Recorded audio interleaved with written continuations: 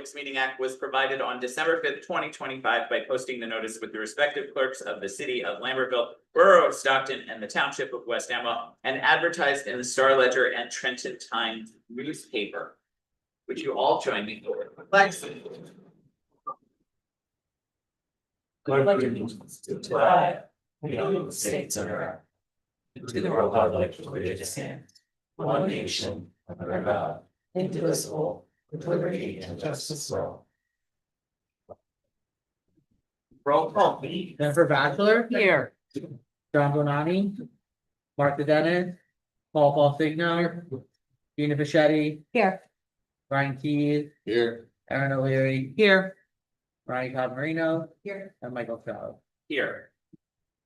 We have a full agenda tonight, and I know we have a lot of people waiting in our gallery here. I did, before we start, just want to take a moment to acknowledge two things that happened in the past month, or one that is happening this evening, that I'm particularly proud that the board has accomplished, because we have had to work together a lot on it.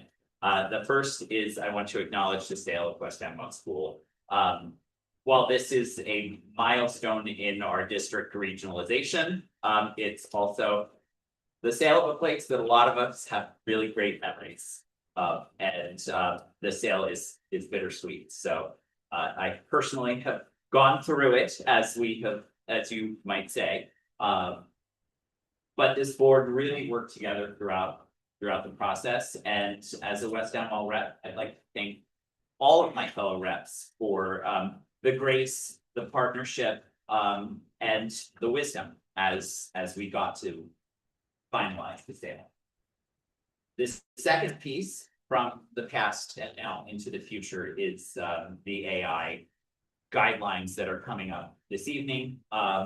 And that's another thing that has required a lot of discussion, and I can say a lot of discussion. So one of the only things that I've ever seen us have a full work session on, and it went for 3 to 4 hours, and it required a lot of alignment. So there were a lot of voices in the mix in this one, and we all came at it at a different angle. And it's really great when things happen that the voices kind of come together. So I appreciate that everybody put in their 2 cents, and that we all did get there. We're also doing something that is really special, that is what the board is supposed to do, and we're setting our intentions. And now we get to pass it off to the educational professionals in the room. And I'm excited to see what happens with these guidelines in your hands. And since I have students here, I'm excited to see what happens in your hands too. So we all know that this is just the start of the AI discussion, but it will be continuing, and we're glad to add more people to the mix starting this evening. Now, more people to the mix. Sorry to up that. We have a recognition process this evening that is for the high honor roll. I'll let you take it first. Sure. So as we officially tonight close out the 2025-26 school year and look forward to 2026-2027, we want to recognize 2 phenomenal groups of students. First, we're going to recognize our students who did achieve high honor roll for the 4th marking period. So when I call your name, please come up and receive your certificate. Like we did last month for our 3rd marking period honorees, if folks are not here, we will mail out their certificates. And then for our folks who we're going to honor this evening that received high honor roll for all 4 marking periods, we have a little bit of a special thing for you tonight that I'm excited about to give. So first, we're going to start out with 9th graders who will soon be 10th graders. Adriana Alvarez Borja.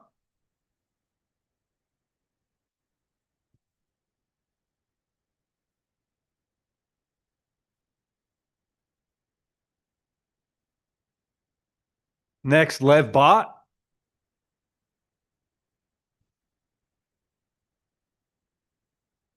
Danielle Brewer.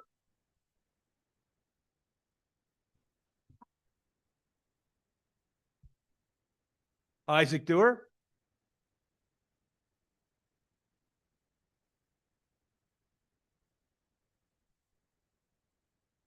Olive Dopp.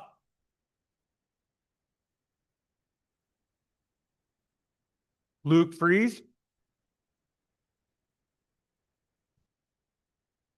Truett Loesch.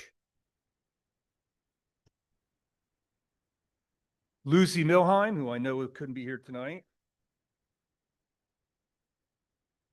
Daniel Merzinski. Ava Syrak.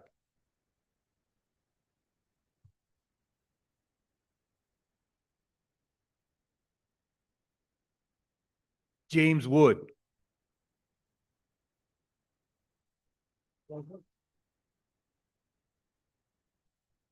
Now our 10th graders, soon to be 11th graders. Nayli Abreu.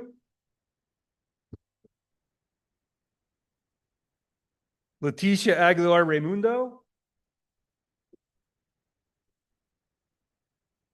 Leah Batchelor.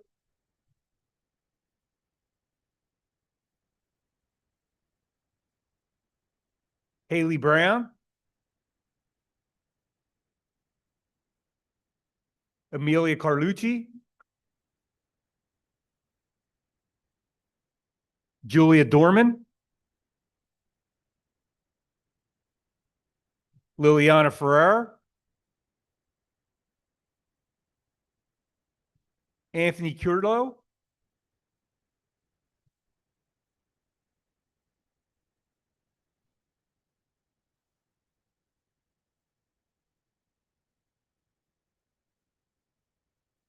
Brooke Patchouli.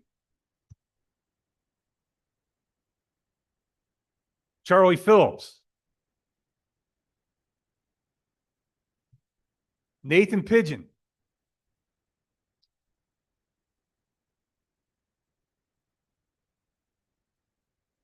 Adriana Soto.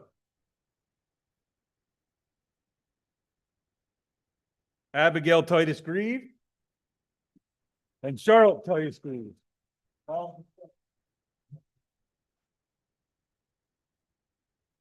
And our juniors, soon to be seniors, Finn Baker. Tucker Hicks. June to be Hortsnall. Aaron O'Rourke. Sydney Powell. And then our recent graduates, who if they were here, I'd be very impressed. Henry Brusca. Rosemary Cooper. Leo Frazier. Ian Harbison. Grace Horvath. Alex Kachowski. Jason Vincente Campos. And Isabel Warnitz. All right, so now we have a special honor to receive and obtain high honor roll for all 4 marking periods is absolutely amazing. So for our students, as much as I'm sure you enjoyed your certificates for the last 4 marking periods, in my mind, cash is king. So what I've decided to do is for each one of our honorees who achieved all 4 marking periods of high honor roll, which is amazing, you will be getting a $25 gift card tonight on behalf of the Board of Education. So first in 9th grade, we have 3 students, Daniel Brewer.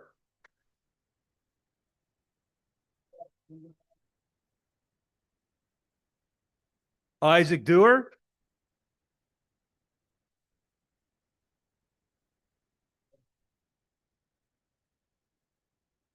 And Ava Syrak.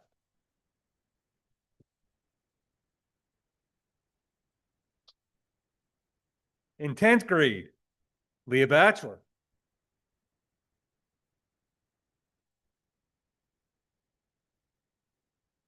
Amelia Carlucci. Julia Dorman. Brooke Patchouli.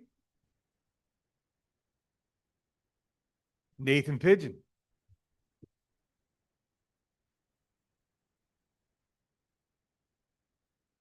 and Abigail Titus Green.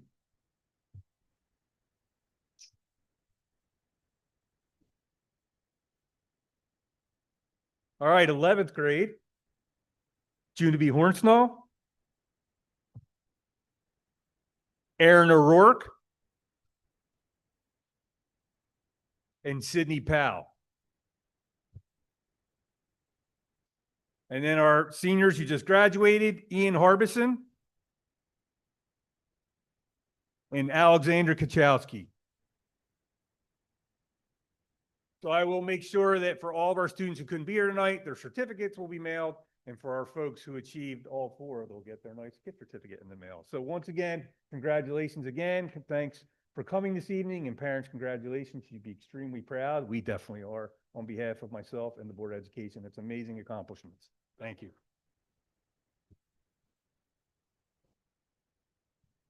We maybe found a picture with all of them to prove that you were here during the summer. And then the board does have a little business to do in association with this. So if you could just meet out in the hallway, all of our students, you mind getting a picture? from the board, can I get a motion to pass items D and E? So move. Ronnie and Brian here. This is a voice vote. All in favor? Aye. Any abstentions? Wonderful.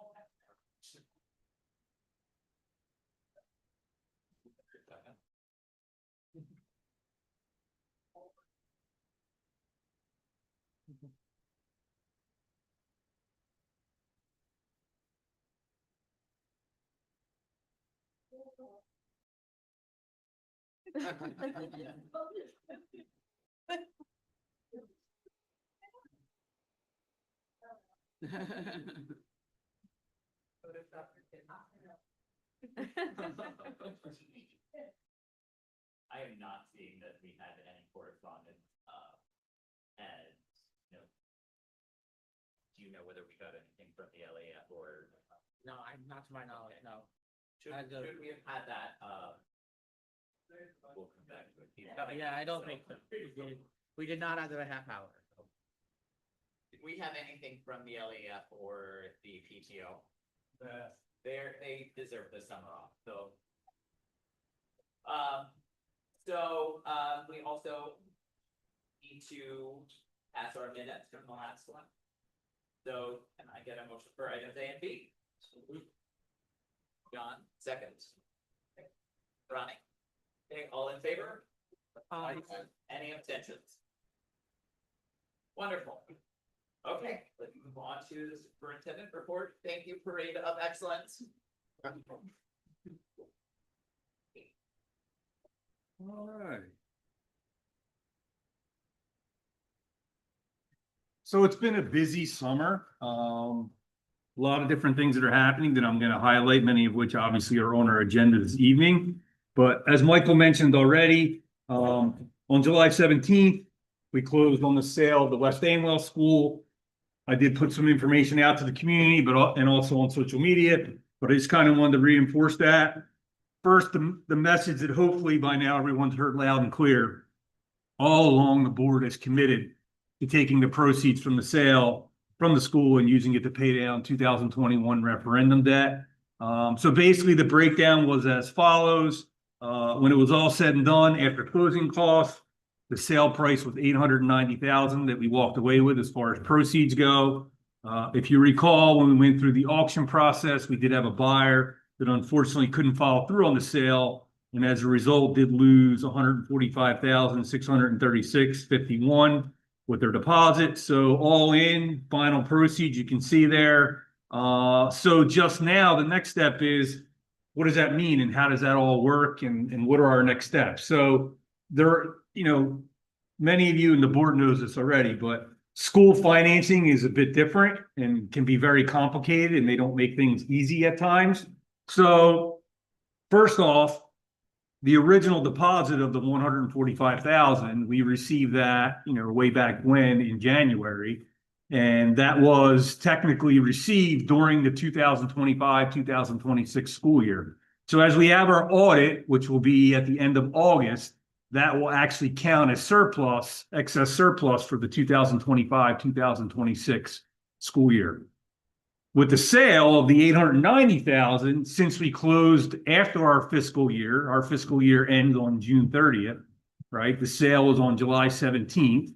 So that will count as excess surplus towards our 2026, 2027 budget. All right, just so kind of everyone understands that process and what it looks like. So after our audit is complete in August, we'll obviously take that 145,636. It will be put into a special account.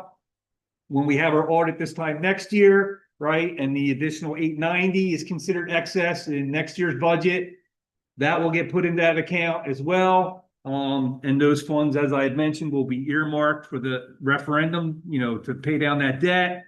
As you see here, basically they'll be removed into a separate account and held as a reserve until the district is able to use the funds to pay down the referendum debt. So although all the proceeds in essence will be available after the 2026-2020 school year, we do have a call date. So I gave a little bit of an explanation, and this is not uncommon with municipal bonds, that there is a call date, which means that the first date on which a district has the legal right to pay off all or a portion of the bonds before they're originally scheduled to be paid off. So our call date on the bonds, because it was a 2021 where we got the bonds, is actually 2029 is the first time where we can actually make a payment of this little over $1 million. So from the finance committee side of things, we've been doing a lot of work with our financial advisor as far as what's the best way to go about this and what's going to make the most sense. And in essence, what's going to save our taxpayers the most money. So what I will say to you is we'll talk more about that as we get closer to the date, and we'll show you the options that we looked at with our financial advisor.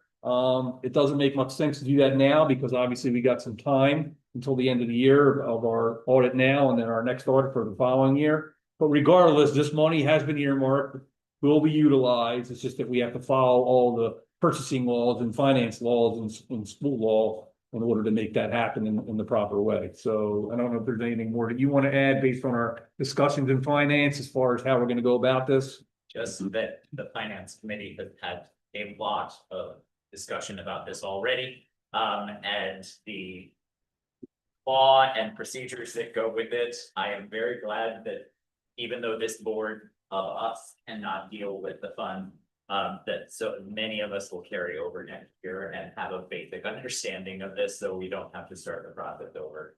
But there is a full commitment that these funds be paid out referendum debt. All right, so more to come on that. Just a couple other things I wanted to share updates.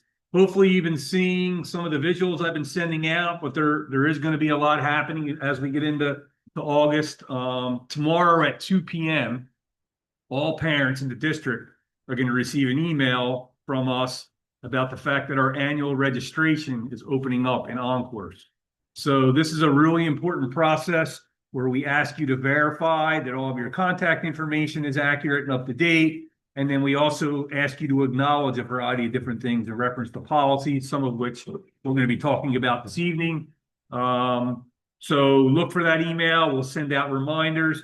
It's really important for number 2, because right now our date for when student schedules, really 512, and then classroom teacher assignments in elementary will open up in Encores. However, that will only happen as if the annual registration process is complete. If that process has not been complete, and trust me, from the parent's perspective, you don't want to be on August 14th when the text messaging starts flying around about schedules, and then your child goes to log in and there's a message that pops up that says the annual registration has not been completed. So please do that. We'll remind you over the next several weeks. So student schedules and all that information will be available on the 14th. Then we have kindergarten camp.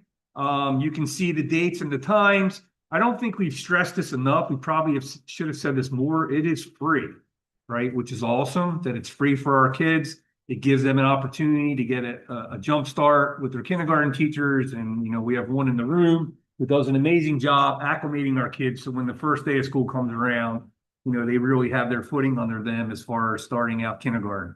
The registration link is on our elementary website, right in the main box on the home page there. So if we have any parents that are out there that are watching that have not registered their child and would like them to participate, which we highly recommend, please do that because it'll be here before we know it. We have our preschool orientation program. So on August 24th, for our students who will be attending preschool at the elementary school, it will be from 9 to 10:30. And then for our students who will be attending preschool at St. John's, it will be from 11 to 12:30. We have our grade 5 orientation, as well as any new students to the middle school. So if we have any students that are coming in grades 6, 7, or 8 that are new to our district, August 24th at 12 p.m. will be orientation at our middle school. Our PTO, which obviously does amazing things for us, will be doing a Break the Ice social on August 24th, later that afternoon at 4 p.m. for all of our elementary students. In the morning, by the way, for our preschool students, we'll have a little mixer at the end with some ice cream and all kinds of different things for our preschoolers. Then middle school is going to have an ice cream social the following day on Tuesday, the 25th at 4 p.m. So we invite all of our grade 5 through 8 students and families to head over to the middle school. That will be sponsored by the PTO again. And then number 8, I'm really excited about. This is something we have not done before. So on Friday, August 28th, we are going to have a back-to-school barbecue for all of our 9th through 12th grade students and their families. So it's also the same night that we kick off our football season, where we play New Hope at 7 p.m. So the plan will be August 28th, 5 p.m., food, plenty of different activities to do for our kids from like 5 to 6, 6:30. We're going to give each one of our students a free ticket so they can get food. Parents have to pay, sorry. But the kids will all get a ticket for free food that night. We're working with our PTO and also Jim Troutman, who does a ton of stuff for our football booster club. So they're managing the food and all these arrangements. So we're really excited about it. I think it's just a great way for all of our families. In the past, we've done more of a 9th grade barbecue, but we decided, why not? We're small enough. Why not invite everyone just to kind of get to meet folks, hang out. Hopefully folks will stay for the football game. We are doing a salute to service that night. So we're saluting all of our service folks, EMS, police, fire, all that stuff will be honored as well as part of that event. So, more information will come out about each one of these events from our building principals. But a lot will be happening as we end, believe it or not, the month of July this week.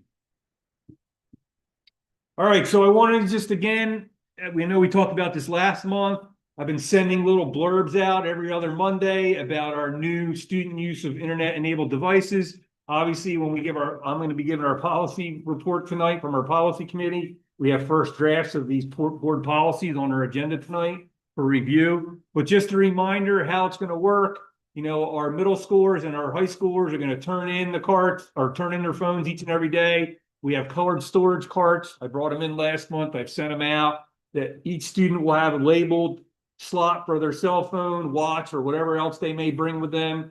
That's really important. They'll check them in. We're going to have them designated in different areas of the building for each one of the grade levels. Kids will drop them in as they come in. They'll be there secured the rest of the day. We'll lock up the carts. And then at the end of the day, they'll be able to grab them on the way out. Elementary students that we don't anticipate as many students, obviously, at our elementary. But for those that have a device or maybe a watch, we will be asking them to check it into the main office, which they've been doing in the past. So just, again, we'll continue. You'll see blurbs that will continue to come out every few weeks leading up to the school year. Just little reminders with a link in there of our actual FAQ. Just a couple other things I wanted to stress. Just staying connected, like it talks about it in the FAQs, but I wanted to acknowledge it again. If you need to get in touch with your child at any point during the day for any reason, they have access to you and you have access to them, right? You can call the main office. If we need to get a message to them, if it's something urgent, we need to pull them out of class, we will do that. If they need to get in touch with you, they can do that through the main office. They can do that through the counseling office. They can do that if it's a medical issue through the nurse's office. There's plenty of access throughout the day, so I don't want parents to think that they will not have access to their child if something comes up during the school day. All of our staff members have their cell phones on them. They have the ability to activate, the speakers in the back of the room. That's our emergency notification system with their app. In the event there was an emergency, obviously they have the ability to do it with their phones. And then we will communicate with parents like we've always done through Parent Square. So, safety is still our primary purpose here. And there are some exceptions that are built in to the new law and to our policy. If a student has some type of medical issue or something that's an IEP accommodation, that's something you want to reach out to your principal about, who will discuss with you, and then next steps as far as whatever documentation you might need if there's going to be any type of accommodation. So I know by now, hopefully the word's been out. I think from some of the kids I've seen some of the summer, they're well aware. But you know, once September starts, we kind of know how that goes when the first couple of days, you know, just kind of getting students into a routine. But I think like anything else, they're going to get into a routine. And, you know, after the first week or so, we'll slide into our normal routine and we'll be in good shape. And remember, the goal of this, right, is A, we want our kids engaged during the school, when they're in the school building, not just in class. Obviously, that's pretty important, but in the hallways, you know, during passing time, things along those lines, they're really, really important. You know, one thing that came up, and I'll probably report out with policy as well, is like, what about if a student has a non-internet device, right? What if a student has, let's say, just throwing things out there, MP3 player, which you can still get them on, you know, eBay or Amazon, or a Game Boy or something like that, right? So we had a lot of discussions from the board level and policy, and a lot of discussions from our administrative team. And what I will tell you is two things we landed on. In the policy for first read tonight, you'll see that we're not allowing that. And the reason being is A, we just kind of don't want to get into business to try to figure out what's internet and what's not. But even more important than that, that's something we can work with, but I'm not as worried about that. I want the kids to engage, right? I don't want us to be in a cafeteria during lunchtime and kids to be on Game Boys or this, or like we want them talking to each other. That's the whole point of getting rid of the phones for today. And I don't want this to supplement that. So I'm worried about that. So we did make the decision on our first read to not allow any non-internet devices. We're asking to keep them at home just to make sure that when our kids are in spaces together, that they're interacting and they're still not looking on a device, even though it's not connected to the internet. All right, so more to talk about with that when we get to our policy. Then today, our elementary middle school parents received something a couple weeks ago as well. Hopefully you remember this from last year, but we are rolling out K-8 Character Strong as a social emotional program to all of our students this fall. So I just kind of want to remind everyone, like, as much as we talk about academic achievement and how important that is, this is equally important. We want to develop students who are good citizens. We want to give students the skills to be successful when they're with us each and every day, but obviously when they leave us eventually. So we spent a lot of time researching Character Strong. We had a committee that spent the entire year looking at different social emotional programs. That was 2 years ago. They made the recommendation to go with Character Strong. Then this year we had a committee that talked about how we're going to implement Character Strong, right? And made that recommendation. So now we're at the point where, you know, we will be implementing in September. We've already done a first round of training back in March with our K-8 staff. As far as Character Strong, we'll be doing another round of training during our August in-service days. So just a couple of things to point out, like we really want to focus with our kids on how to deal with each other, how to solve conflict, how to build friendships, how to maintain healthy relationships. You'll see some of the character traits that I have that we'll be focusing on each month, whether it's empathy or respect, cooperation, responsibility, courage, and gratitude. Obviously, this is a research-based program. We just didn't pick it off the shelf. We did a lot of research is the reason why we picked it. And I think one of the most important pieces is there's a family partnership. So each and every month, teachers will be sending out to parents kind of what the focus is for that month. And parents can reinforce that at home and have those conversations with kids at home as far as the different things that they'll be learning. We're looking at the elementary, implementing more during morning meeting time. And then when we do whole school activities, which we often do, where we bring all the kids together. And then at the middle school, we're looking to incorporate it during the accelerate period at certain times during the week. And then also more whole school activities where either we bring all the grade levels together or we bring one grade level together, and our councils will play a role in that as well. So you're going to continue to get little tidbits about Character Strong leading up to the school year, and then obviously a lot more information at back to school night, as well as, you know, from us once we start the school year. So something else that I want to make you aware of, I told you we've been busy this summer. So we are, you know, we've taken a step back and really tried to evaluate what's the type of learning environment we want our kids to be exposed to on a daily basis in our district. And I think the board has been loud and clear. we've had conversations administratively that we're looking for more hands-on, more human interaction, less of the devices, right? And more real-life authentic experiences for our kids. We know from being in school, the age-old question is, why am I learning this and when will I ever use this in my life? Right? So we've been working on this since around February. We're embarking on what's called project-based learning starting in September. All right. So some of you may have heard the term PBL or project-based learning, in the past. We are partnering with an organization called PBL Works or the Buck Institute. So if you're not familiar with them, feel free to Google them. They are well-known nationwide. They are the cream of the crop as far as PBL goes. It's a reason why we decided to establish a partnership with them. And we're really looking to, and I think in the middle of the slide where it says the PBL model, learn, apply, revise, present, and reflect.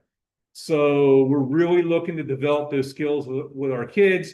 It's not just about learn, test, and forget, right? It's more about how can we apply these things and how do I get messy in my hands-on things to learn the different material rather than just learning about fractions.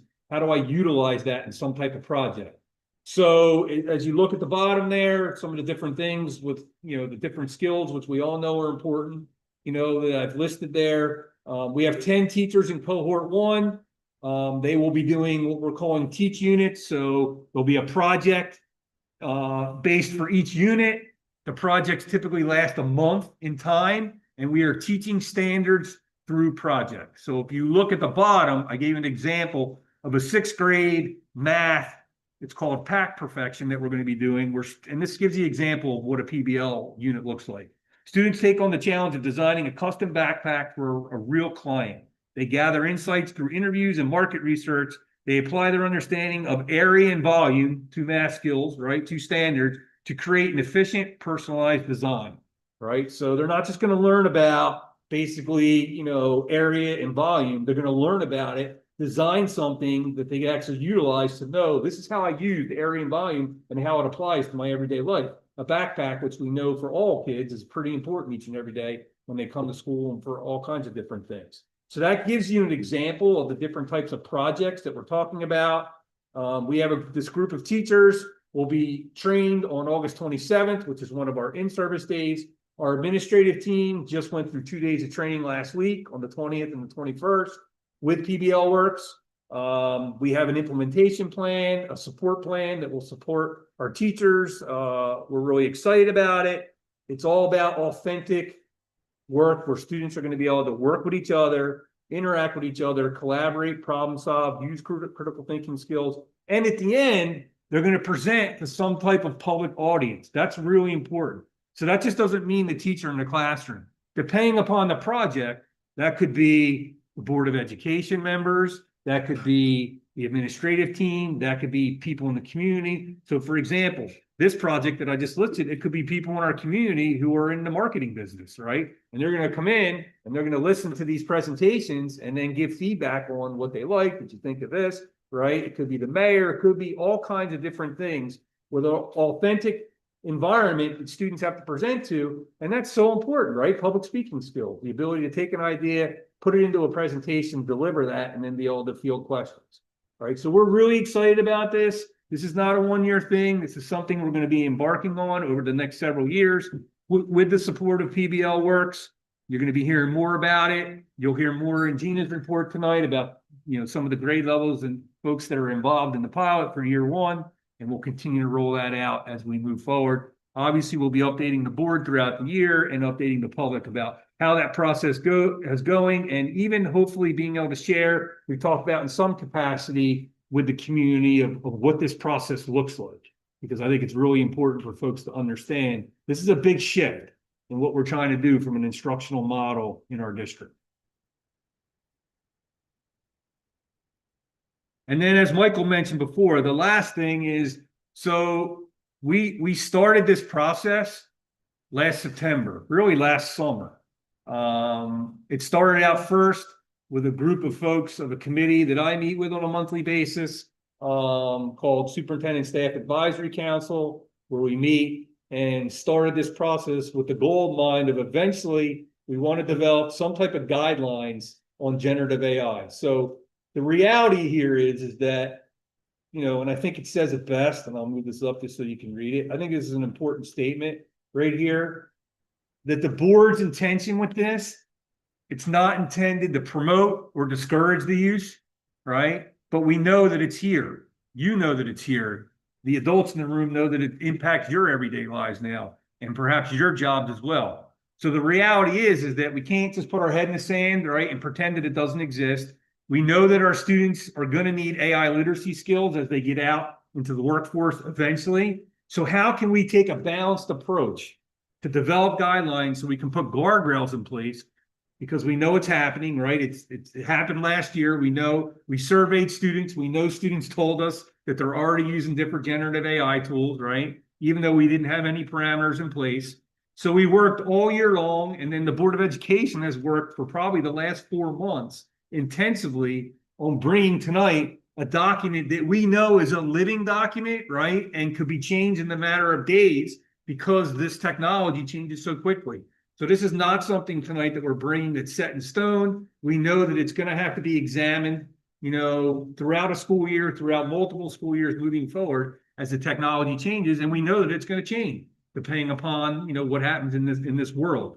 But a couple things that were kind of the core foundation of when we developed these guidelines. First of all, we wanted to make sure that we protect data privacy, right? We evaluate the risks of different generative AI tools, and we keep human connections at the center of learning. So AI does not replace human beings, right? It's a supplement that could be utilized depending upon the maturity of our students, but it does not replace the adults. That's really important. We know that there's issues with academic integrity, right? That's already reared its head in some capacity. So we wanted to make sure we're aware of that. And we want to make sure, and this was really important for the board, to focus on human originality. Yes, best fit tools when they can apply, but never ever remove cognitive offloading or productive struggle, right, for our students. We don't want AI to do the thinking for our students. We want to make sure that our students are doing the thinking, that they're working with each other, they're collaborating with each other, and there may be AI tools as they get older that they can try to utilize to enhance that process, but there's foundational pieces that have to be in place before that's even considered, and that's really, really important. We trust our teachers, right? As Michael said before, now this is going to go in the hands of our teachers, and obviously we'll be collecting feedback along the way as part of that review process. We put parameters in place for academic integrity and processes in place. So we're very clear with students of what's expected, what's allowed, and what's not, and a process for that in the event that students unfortunately go down the road where they plagiarize with AI or whatever it may be. Human oversight. So again, our teachers will make these decisions, right? They're on the front lines. They're providing the instruction. They're assessing our students. They will make these decisions. And as I mentioned before, these foundational skills are really, really important that we develop with our students. It's a long document, so I advise you to read it. I will send it out tomorrow. But just a couple of things that I want to highlight, if you can see this, just to kind of share. Our approach with K4 is that our media specialists will be using what's called common sense media. They have a curriculum built in. It's phased in by grade level starting in kindergarten. AI is a component of that, but it's not all AI, right? It's digital citizenship and how to be, you know, positive online, all different pieces. That's going to be the primary focus for K4. Our kids at K4 will not be using AI tools individually. All right, that's not going to happen. So that's important for you to understand. 5A. So again, we know, and it says clearly in here, how important all those foundational skills, right? Or foundational skills, writing, math, reasoning, critical thinking, independent thinking, right? It's really important that the students have those skills. In 5th and 6th grade and 7th and 8th grade, students are going to be learning about AI along with other things in reference to digital technology, again, through our media specialists. In 7th and 8th grade, there may be a time where teachers, based on our guidelines and the district approved AI tools that we have in those guidelines, which is very clear, may want to try to utilize to help supplement, but never replace. All right. Again, a teacher's decision. And we put a process in place for teachers to be able to utilize that. All right. In 5th and 6th grade, that's not going to happen. They're going to learn about AI with the media specialist. But as far as using individual AI tools in fifth and sixth grade, individually, that's not going to happen. All right. We've put in processes where things will be blocked on the Chromebooks, right? Obviously, our students in K4 and 5-6 will not be taking home Chromebooks next year, so we don't have to worry about that at home. And we've set up the guidelines that you'll see with age restrictions based on tools. So like, for example, ChatGPT and Claude will not be utilized by any of our students, even at the high school level. There are other things that we'll be able to utilize based on the age requirements, but those don't meet the age requirement, all right? That's important to understand.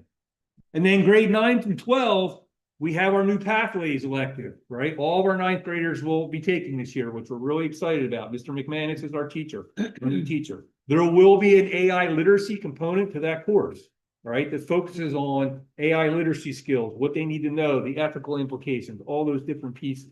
And then as our students progress through the high school, there may be times where students want to, or teachers want to utilize AI tools that are district approved with our students, right? For a variety of different reasons and capacities, which we spell out in these guidelines. Again, teacher autonomy, knowing where their students are and how that can be utilized. And the teachers really putting out the students day one for each assignment crystal clear, whether or not no AI, maybe a little AI, and I'm talking more 9-12, a little AI, and this is how, or we're going to utilize AI in some capacity, and we gave some examples in the guidelines. All right. In the past, we really haven't done that, and I know it's been a challenge for our teachers because then it's always this: did they use it? Did they not use it? I think they might have, but I'm not sure. We want to be crystal clear so our students have a full expectation of what the assignment entails and what they can and can't do. This will be taking a lot of time at the beginning of the year to go through this with kids, right? From a whole grade level, as our grade level meetings, as well as from the teacher perspective in their classrooms. So it's really important. So the last thing I'll just share is that, you'll notice in these guidelines that tool usage increases gradually as students develop digital literacy, critical thinking, and most importantly, academic maturity. We felt loud and clear on the board. Elementary students, early middle school students are not at the academic level and maturity level to be using AI tools. There's too many foundational skills that are so important later on in life that we have to focus on. And knowing about AI is important, but those skills are important to focus on within our classroom settings. And that's how these guidelines are set up.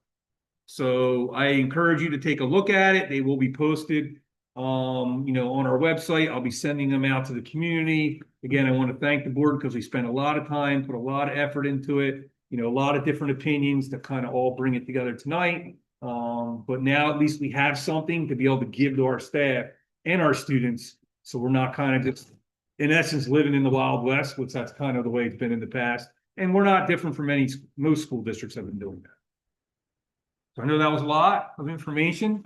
Any questions or comments from the board? Tony, I have a question. Related to the internet-enabled devices and your comment about them, they're not being permitted, you're not wanting them during lunch and those times.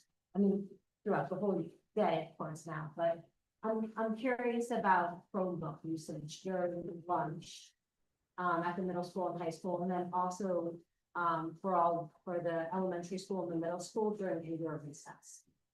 I would say no, no, and no. Again, what I don't want to do is replace one thing with another. So we're really going to push our kids. I mean, elementary is easy. We'll handle that. Middle school is even easy too. I don't really want Chromebooks at lunch tables when kids are eating and drinking, and because that could be a disaster. I think the high school will be the biggest challenge, quite honestly, with that. So that's something we're going to have to work with here to promote that we want you talking to one another, right? And we'll help with that and navigate that process. It's really, really important that, we just don't replace the phone with something else. I wanted to make a comment about the document. I just want to stress that it's a living document. I mean, for example, I read a story on Friday, I believe. We had this was after we had the curriculum meeting when we brought it up, and it made me think, that I need to take a look at this, and it's revising my thinking of kind of the standards, like, is it appropriate even in early high school? I mean, this is something that's kicking around just based on the inflow of information that's coming in. So something that obviously I know we're all focused on, an extremely dynamic situation that we're all aware of.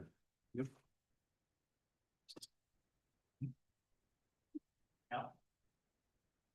I do want to just kind of go back to, this was a long update, I know, and it really shows just how busy that administration and the board have been, and I think that we are really moving towards creating a very, very environment at South Hunterdon that really reflects the small and community that we have, and you know, as Tony was presenting, it just said to me, we are not a learning factory here. We are really stressing that we are a learning laboratory, and I think that that is coming to fruition in all of these programs that are being rolled out. And I just one more thing to say. I think that it really, you know, the PBL works and some of the other things that the district is starting to embark upon is really something that I think is important. I think probably many of us do, which is, you know, focusing on developing the more analog skills. You know, like of reading, writing, mathematical reasoning, critical thinking, development of handwriting skills, not just at the elementary school level, but at the middle school and the high school level, because I think that a lot of kids, their handwriting stinks. And, you know, there's a requirement now that kids learn how to write cursive at the elementary school. There's a whole cohort of middle school students who have no idea how to write in cursive. And, you know, I think that even trying to teach them to do that would be a really important thing, because there's a lot of research and evidence that, you know, your ability to write, it engages the brain in very different ways and helps with thinking and reasoning and memory. So I'm very happy to see that we're starting to focus on some of these more analog skills more. And to Paul's point, I think everybody here knows I still have an issue with the middle school with AI. I really do. I'm not going to pontificate with that. I'll stand with you guys. So let's move on to public comment, and so we're going to ask members of the public to, or invite you to address the board for a matter, on any matter for a matter of 3 minutes.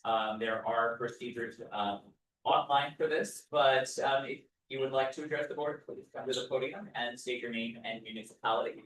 Public comment is now open.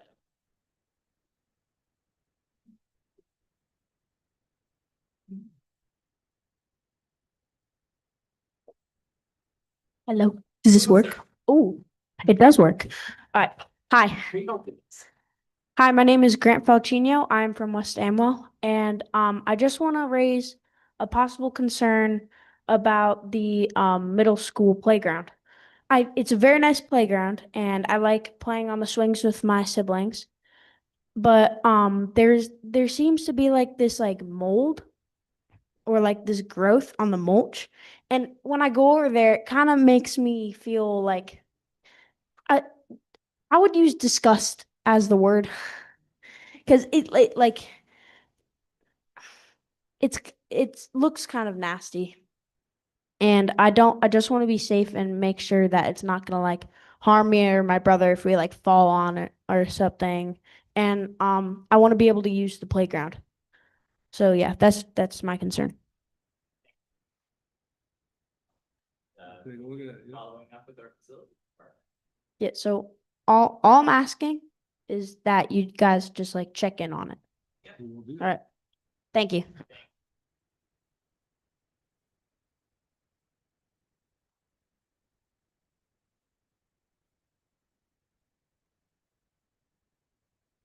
Hello, I'm Lauren Braun-Stromfeld from Lambertville. I wanted to mention something that's it seems like very simple, but I think might be an issue that I'd appreciate the board taking up. And if there's other members of the community as well that might be interested in supporting this, but I had a conversation with a few different parents at East Amwell School. So a neighboring school, right, that's been recognized for excellence and in its reputation. And I said, what do you think makes this a better school? Is this, I was kind of pressing these parents on some different issues, and they were parents of different grade level students.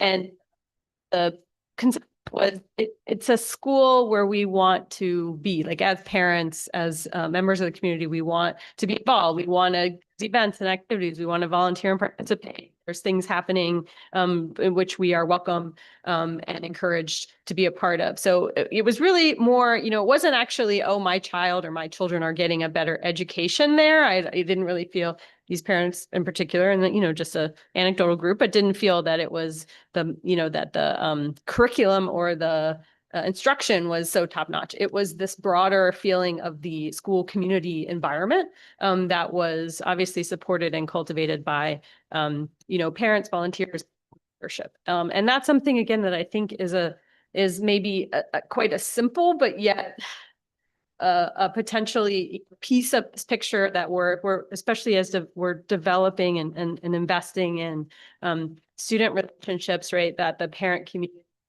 is another area that's ripe for investment, development, and attention, because I think that also has so many implications for the way in which our schools are perceived in our communities. And as I think all of us in this room know, this is an area of constant concern and improvement that investment for us. So I just wanted to raise that as something, maybe a thinking point, just coming again from our kind of local neighborhood, local environment, and something that I think potentially we have the resources here to cultivate. So thank you.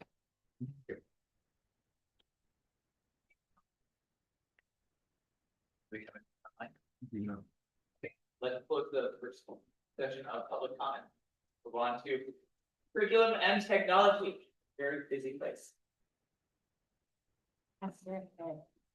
Hold on.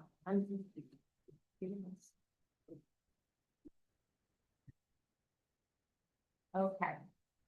So, the Curriculum and Technology Committee met on July 15th. And all of the members were in attendance.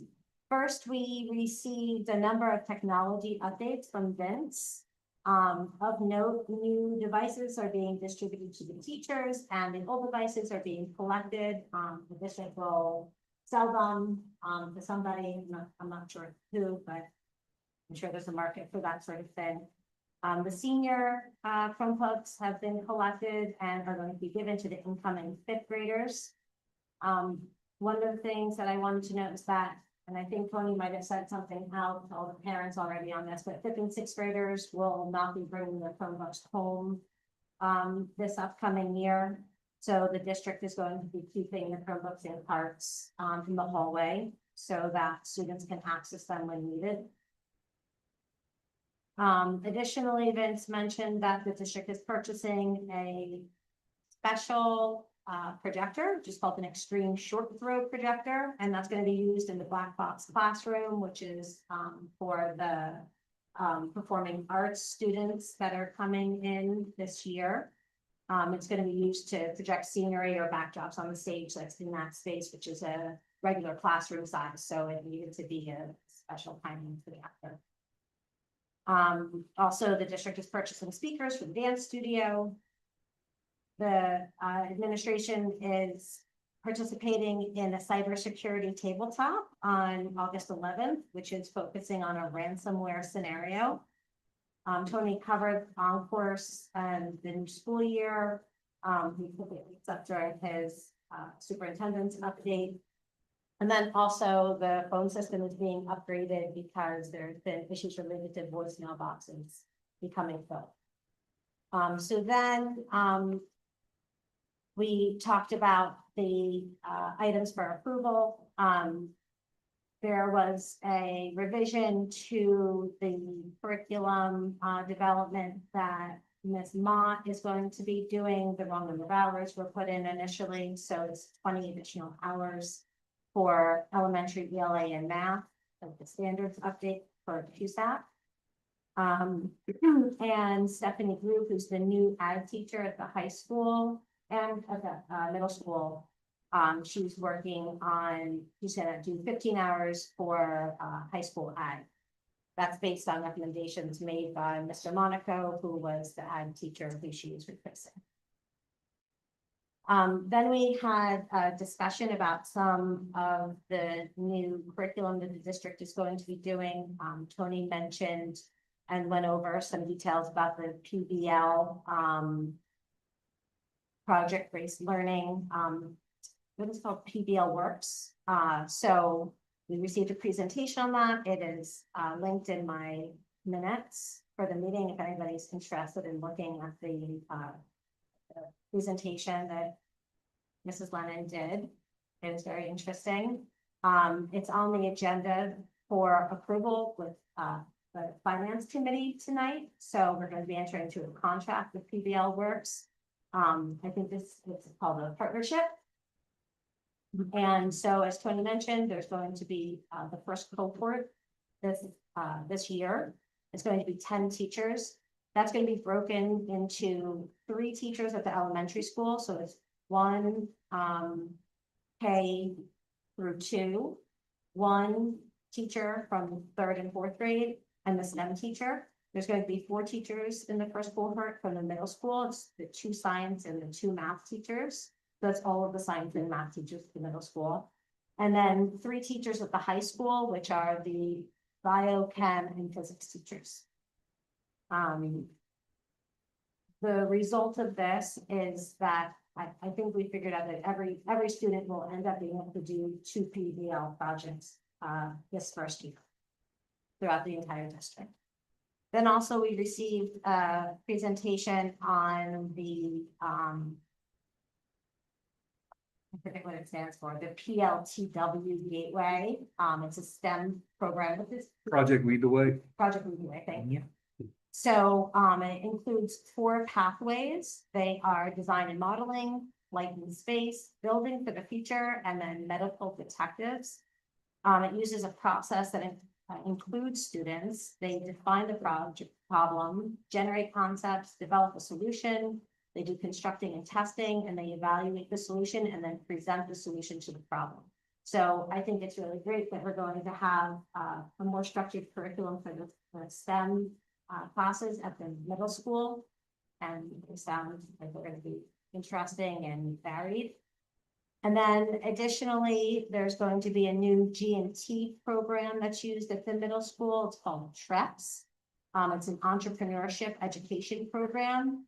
And the students that are participating in it get to learn essential skills and build a business essentially. And then they do a big,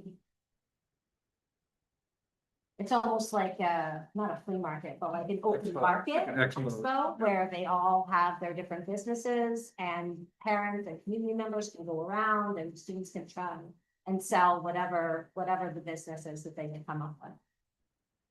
Finally, there's going to be a new chemistry curriculum. It's Open Science. There's also a link to that in the minutes. And it's phenomena-based curriculum where students investigate real-world phenomena first and then form their own explanations before receiving the more academic analysis of what they're learning about. It tries to model learning and teaching based on the way scientists actually work when they're doing their science stuff.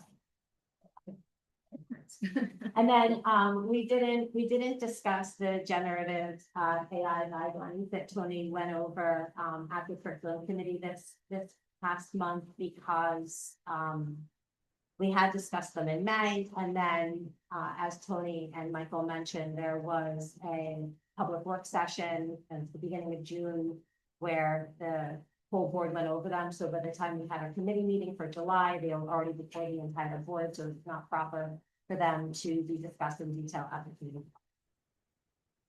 So with that, I think I'm still I'm moving the curriculum that I mentioned, and then also the AI guidelines, or no, and also the AI guidelines.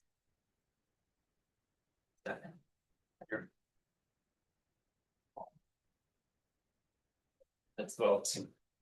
Oh, discussion, sorry. So for the science instruction, what we're using that just, is it for chemistry? Oh, Chemistry this year, we will eventually use it for biology and physics. Okay. We just had to phase it in financially with the costs. Okay, and is there books to it? too, Workbook. Or is it? it's For workbooks? workbooks, Okay. yep. And it seems like it aligns, PBL very well. right? Yep.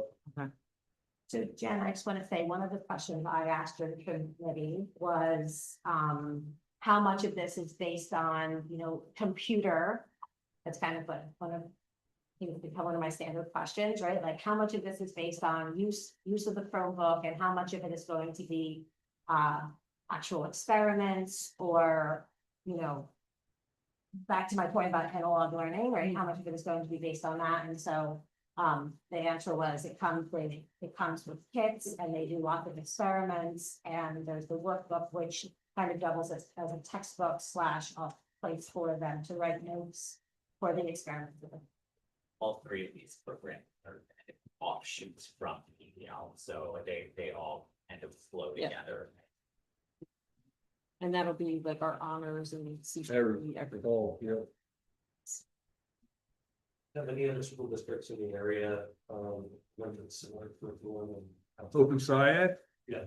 I mean, right now, I think it's actually recommended by the Department of Ed. But there's a lot of, the JNL will be more.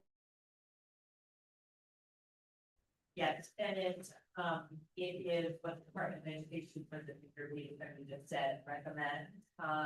And it's actually developed by one of the developers, and a lot of the rationale came from a professor at Raritan Valley, who's done a lot of professional development and work with SciEd. There's a lot of information online. It's rated green with ed reports. I know you can Google it, and then we found ed reports, and then you can go to New Jersey Department of Education website, and it will share with you all of the information, the research, and everything. Look, have any of our neighboring high schools that that's or similar? Our neighboring high school districts, I'm not sure, there are neighboring districts, not Hunterdon County, but in other counties that have used it, I've done. I don't know, but I can find out. It sounds like the trips with the marketplace, that provides a good opportunity for a community-based thing, and I would say just based on our public comment, that I think something that we can look to address with our upcoming board retreat and our goals, just to like kind of examine how I feel like we had pre-K to 6 in one building. It was a long time. So you had more time to build that type of connection. And now we have a little bit of a shorter window, and middle school is so different with being able to do that.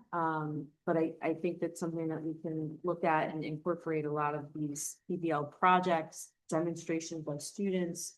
There's a lot of opportunity there, I think, to build community connection. So these programs that you just talked about, I think sound really, really cool, and kind of working towards a different feeling of our district, like you were saying, Michael, like what we're kind of going more hands-on and laboratory and experimental, and I think it's good to bring in opportunities there. And then just since we're also moving the AI document as well, and just where we talked a little bit about tech and the Chromebook usage at lunchtime and indoor recess. And I think tying this also in, if there's materials or games or things that teachers can tell us about that they want to bring in on the rainy days, especially at the middle school, and we'll tie into some of these project-based opportunities, we can, limit And I think as well at the high school, I think we've blocked YouTube, right, on the Chromebook, so even if the kids have their Chromebooks out at lunch, hopefully they're doing work. They could be doing schoolwork, right? Or, I think some of this stuff, it sounds like could, I don't know. Give kids different things to talk about, right? Like projects, maybe they're working in teams and hopefully we'll see that come out as well, in the lunchtime. I'll give you a real life story. I have my, probably knows. I have one table I would give a hard time. I've talked about this before, I think, in committee meeting. High school table that I would give a hard time because there would be 8 of them every day. They'd be, and I go, what do you, oh, we're all playing the same game again, whatever. So I said, listen, tomorrow, no phones. Don't bring them in. Okay, fine. So they came in, they were playing cards. I'm like, what are you guys doing? They're like, we're playing poker. Which was hilarious. I thought it was hilarious just to see 8 kids around the table. But like, Playing poker on their phones? what's that? Were they? On their were No, they were playing real. They- I mean, the day before. No, they were playing, it wasn't poker, it was something else. I don't know what game it was. But I mean, so that's just an example, right? They improvised, they were talking to each other, Yeah. They were, I hadn't seen cards in a long time. Yeah. Anyway. So I think there's a lot, like, it just, I get a good, like, that we're gonna feel very different in this upcoming school year between the devices, the project-based learning, and hopefully just giving kids some different things to talk about and opportunities to work together and work in teams and have that to relate to. So it sounds great. So I just wanted to make a comment about the AI guidelines, which is that I think I echo what you said, Michael. I think it's great how everybody spent so much time and energy looking at them. I really appreciate, Tony, all of the work that you did on them. Personally, I still really do have, I'm not comfortable with the middle school, and so I just want to say I'm going to be voting no on them. And it's really just because of that one piece. It's not because I don't think we should have guidelines, because I absolutely do. So I just wanted to let everybody know that that is what. That one. When would it be appropriate? Maybe this isn't, I don't know if this is the right forum, to get an answer, but I at least want to pose a question. When is the right time to revisit these guidelines? Probably at the end of the first marking period with Okay, teacher that's feedback. right. That's what I was hoping to hear. Just to That's see. in I the mean, fall, that's, get- yeah. I mean, obviously I have my committee, so we'll be getting input. We meet every month starting in September. But I think it would be reasonable, which is usually around mid-November, Yeah. kind of take a look and see where we are. Okay, yeah, because I'd like to stress, again, I'll spare you guys the details of the story, but it was around the ChatGPT breakout at the end of last week. And just understanding how that happens, like it just hit home the importance of students and adults understanding how we interact with this and the importance of the instructions we give it. And just how, if we're going to be teaching it, like, to me, that's extremely important. I mean, they're going to be getting, students will be getting ideas and instruction from their parents, what they hear online, but just if they hear it officially from the school district would be massively important, especially at the end of the marking period. Before we vote. So can we pull out the? You want to vote on items A and B separately? Yeah, we can. Do we vote on it? There's a couple curriculums in there. Oh, there's curriculum. Well, No, there's not. There's no movement. No, no, it's personnel. So we can just Just be it. Yeah, voting on these. you're right. I mean, project leader, but it's not So, really. Brian, you just a quick comment, I'm supportive of it, assuming we have, revisited this. Jennifer Bachelor, Yes. John Bonani, Yes, but all comments. Mark Bennett, Paul Fonsigno, Yes. Gina Machete. No. Brian Keys, Yes. Aaron O'Leary, Yes. Ryan Camarino. Yeah. Michael Shaw. Yes. First half. So Personnel Committee met July 22nd, 2026. We discussed several topics. So currently, we only have 2 open positions, paraprofessional at the high school level and paraprofessional due to leave of absence at the middle school level. Several upcoming things, events. As it's been mentioned several times already, project-based learning training for admin team happened July 21st and July 22nd. The admin team retreat will be August 12th and 13th. New teacher training will be August 18th through the 20th. And staff in service will be the 25th of August through the 27th. Regarding district goals, Tony would like to get input in August from all the committees, so we can finalize this in September prior to the start of the school year. Something to just keep in mind. And then we discussed and reviewed the following appointments, resignation, in addition to 2 substitute teachers, a substitute nurse, and the extracurricular appointments, and all those are up for approval this evening. So with that, I can move items A and B. Can we do a vote on A and B separately, please, on the keep this up? Any, or well, we don't have a second. Actually. Oh, heck. Any discussion on that? Okay, so let's vote on item A then. Okay, John Bonani, Yes. Martha Dennis. Paul Pompeo, Yes. Gina Bichetti, Yes. Brian Key, Yes. Aaron O'Leary, Yes. Jennifer Bachelor, Yes. Ronnie Palmerino. Yes. And Michael Finn. Yeah. Could be. John Bonani, Stay. Martha Dennis, Paul Pompeo, Yes. Gina Bichetti, Yes. Brian Key, Yes. Aaron O'Leary, Yes.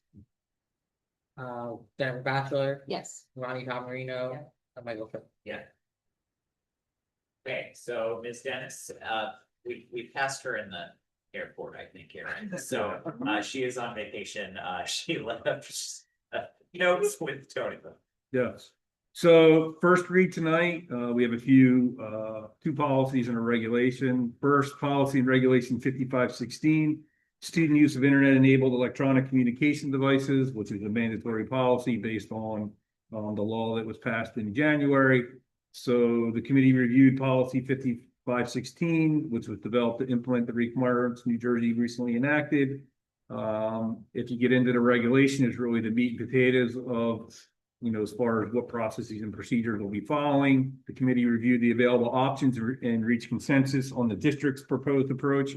So if you've been following along and have looked at the FAQs that have been out for a while now, really this regulation is representative of the FAQs.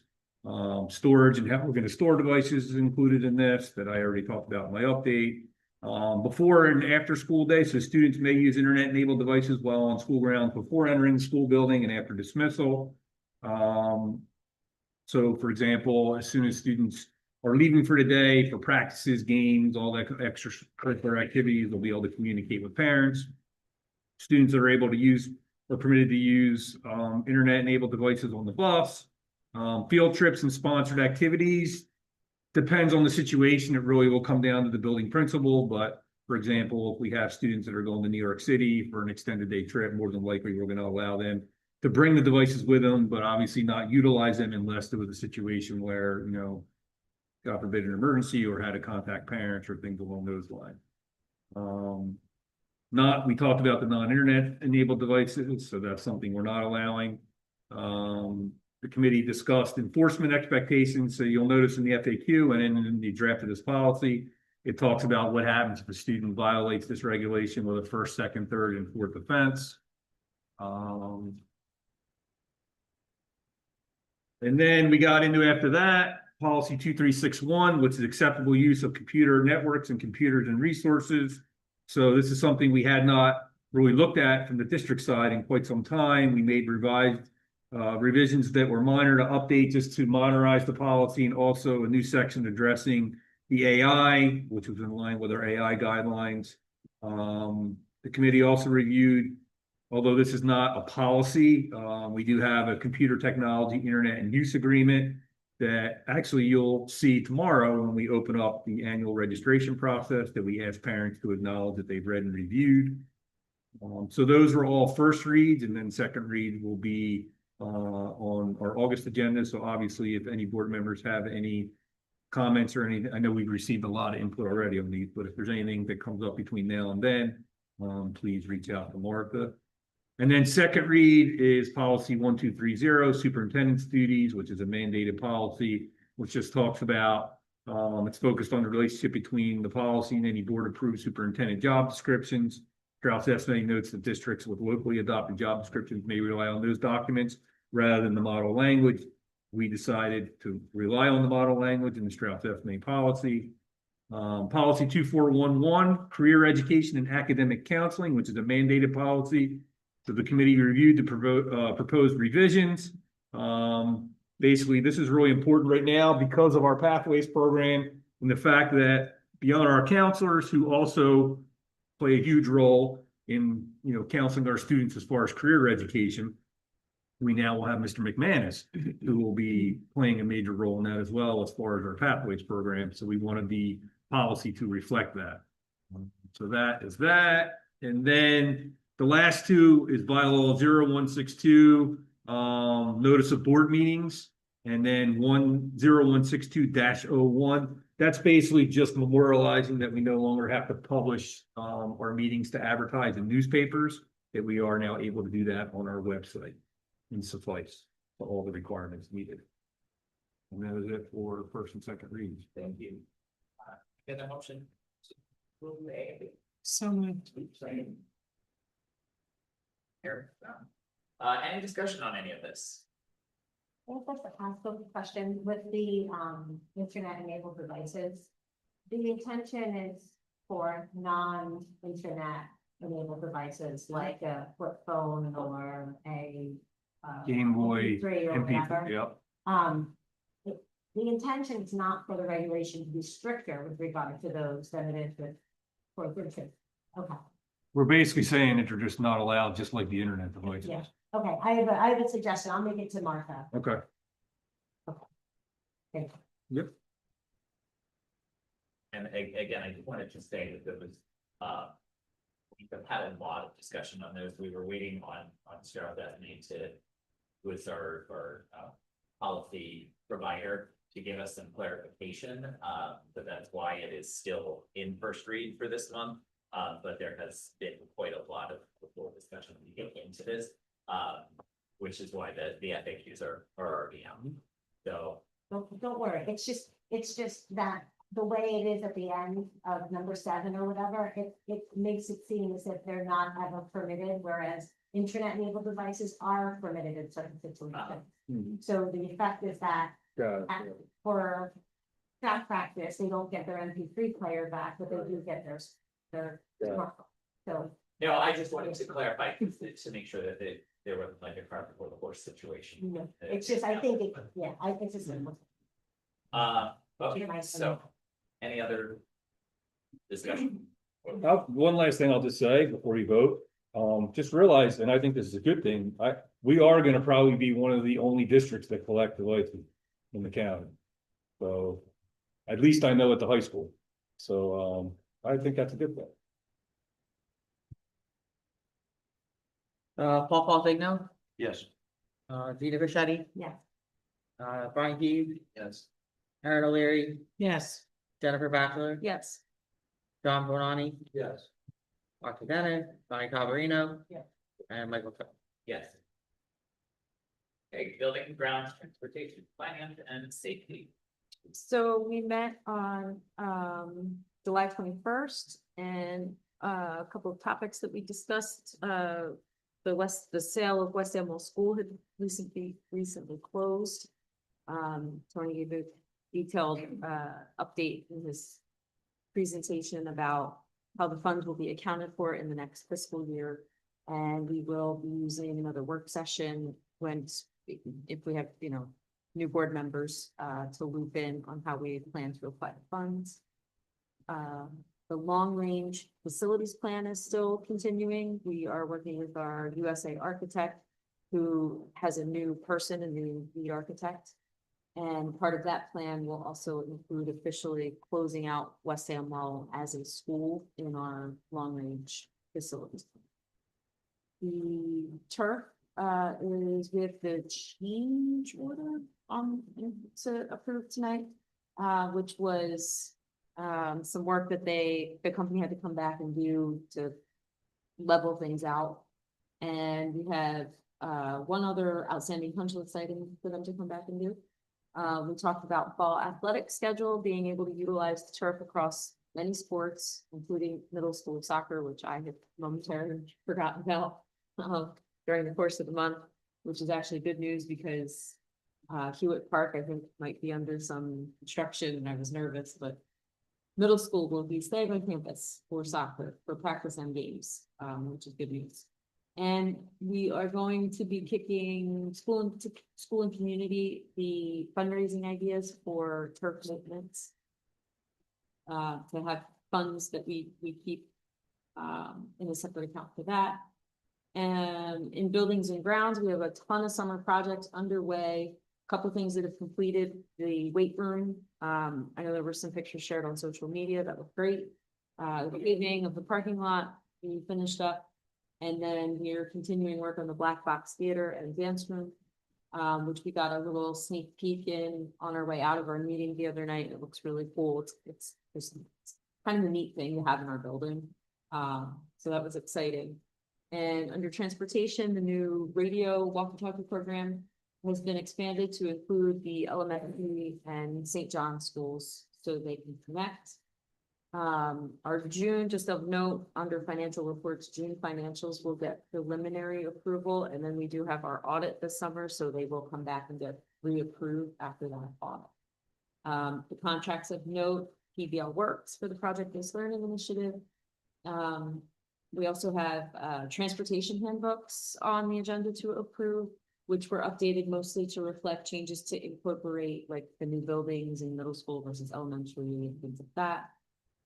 We also are accepting grants, ESEA grants. Just of note, we were cut by about 8,000, which we kind of, I think, more or less planned for, and our IDEA grant remained relatively flat.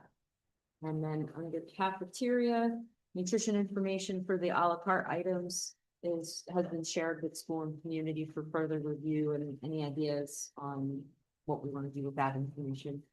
And then we did a brief first look at district goals that we are going to discuss at our board retreat. And that was on me. And so I will move items A through N. Sorry. Any discussion on that?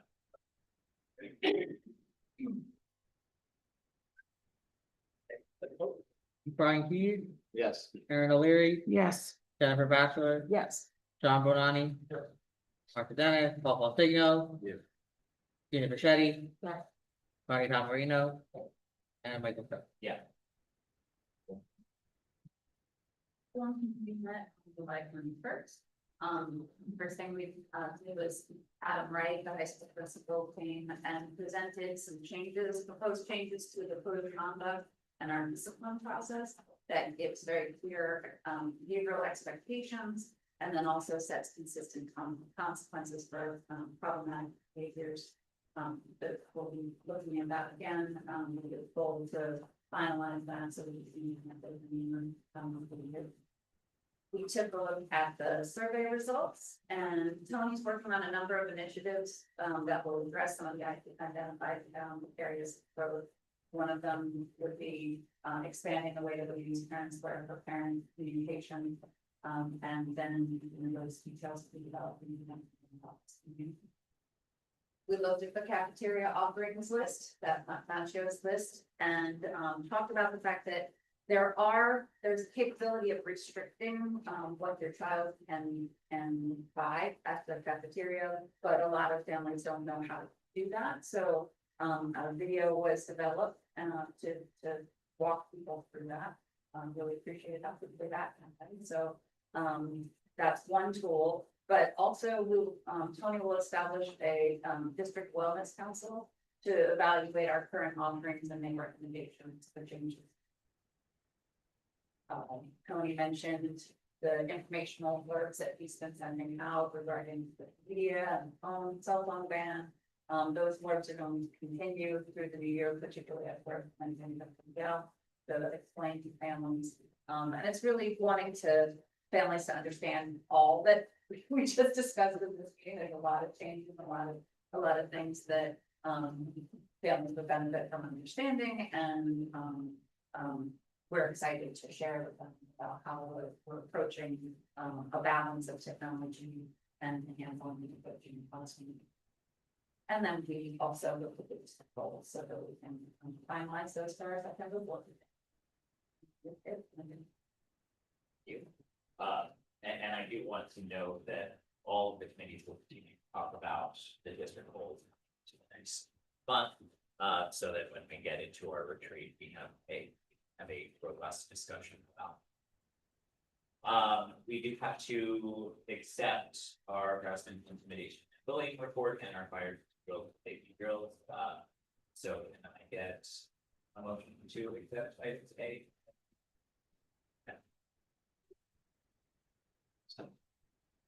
Brian. We're all starting to pair up really well with them both. So, all in favor? Any abstentions? Okay, this brings us to our second period of public comment. And as before, members of the public are invited to address the board on any matter for a matter of 3 minutes. And you are asked to state your name and municipality. Comment is now open.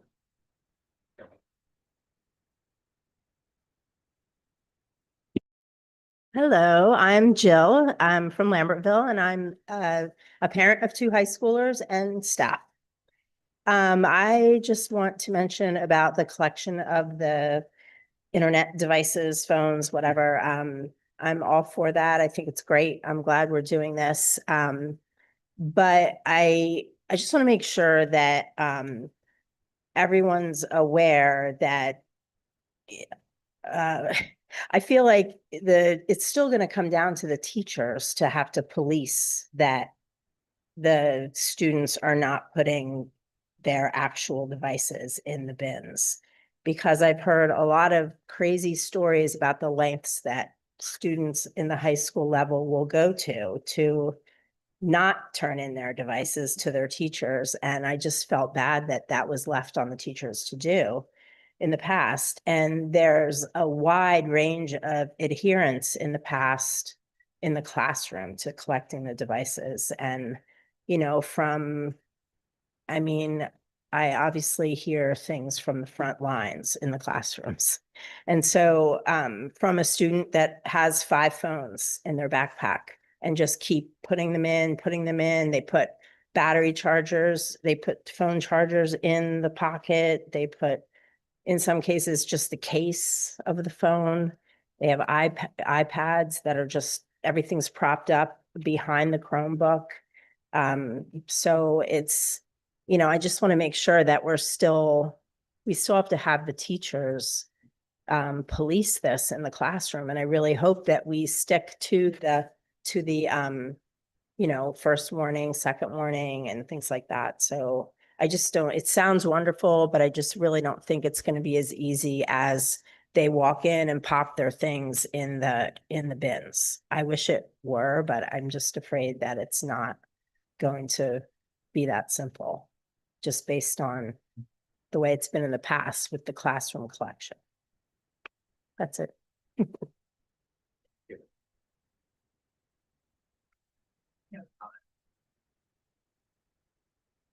Online. We do have a need to go into a very brief executive session. We are not going to be taking action when we come out of it. I get a motion.